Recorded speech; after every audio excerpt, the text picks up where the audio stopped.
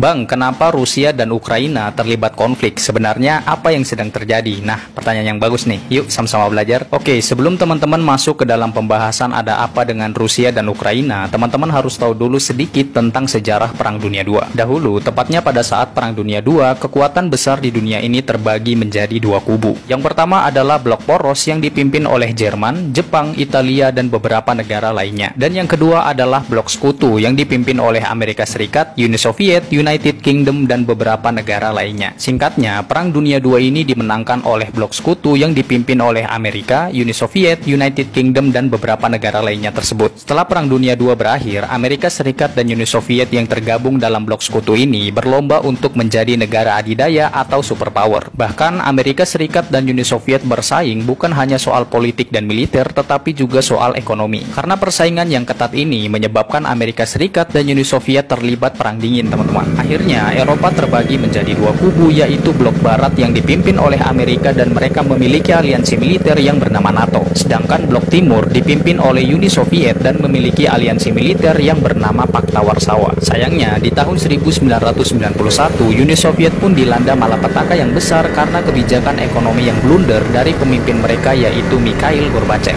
Uni Soviet pun akhirnya pecah menjadi 15 negara bagian dan aliansi militer mereka yaitu Pakta Warsawa dari blok timur ini pun ikut dibubarkan. Nah, negara Ukraina merupakan pecahan dari negara Uni Soviet yang dulunya berada di blok timur. Kembali ke pertanyaan semula, kenapa Rusia dan Ukraina terlibat konflik namun belum terjadi perang? Ternyata ketegangan antara Ukraina dan Rusia telah terjadi sejak tahun 2013, teman-teman. Pada saat itu Ukraina berusaha menggulingkan presidennya yang pro dengan Rusia yaitu Viktor Yanukovych. Karena peristiwa itulah akhirnya Rusia mencaplok semenanjung Crimea yang merupakan daerah Ukraina agar gabung dengan Rusia di tahun 2014. Tak lama setelah itu ada gerakan separatis yang pro akan Rusia di beberapa wilayah di Ukraina dan mereka mendeklarasikan kemerdekaan dari ibu kota Ukraina. Karena peristiwa itu juga maka terjadilah pertempuran yang menewaskan 13.000 tentara dan warga sipil. Nah, menurut Presiden Putin sebenarnya Ukraina adalah bagian dari Rusia secara budaya maupun historis. Dalam segi ekonomi, Rusia juga sebenarnya telah mengajak Ukraina untuk bergabung ke dalam Uni Ekonomi Eurasia. Uni Ekonomi Eurasia ini didirikan oleh Rusia untuk memperkuat kerjasama internasional dalam bidang ekonomi, khususnya negara bekas Uni Soviet. Tapi lagi-lagi Ukraina menolak dan lebih memilih untuk bergabung ke Uni Eropa dan NATO. Presiden Putin pun sangat marah karena adanya prospek pangkalan NATO di perbatasan Ukraina ini dan hal tersebut akan membuat garis merah antar kedua negara ini, teman-teman. Pihak Rusia juga mengatakan bahwa sebenarnya penempatan ratusan ribu pasukan di perbatasan Ukraina adalah antisipasi ekspansi NATO ke arah timur. Dan juga ini merupakan reaksi Rusia atas hubungan intensif yang mulai dijalin antara NATO dan Ukraina. Keberpihakan Ukraina terhadap NATO pastinya membuat Rusia merasa terancam khususnya di daerah perbatasan. NATO juga meningkatkan dukungan terhadap Ukraina dalam hal persenjataan, pelatihan militer, dan personel militer. Presiden Joe Biden juga mempertimbangkan untuk mengerahkan beberapa ribu pasukan ke Eropa Timur beserta dengan alutsista dari negara-negara yang beraliansi dengan NATO. Peluang peperangan antara Rusia dan Ukraina yang akan melibatkan blok barat dan blok timur ini pastinya masih terbuka nih, teman-teman. Dan sampai saat ini, baik Rusia maupun Ukraina belum ada pembicaraan yang membuahkan hasil.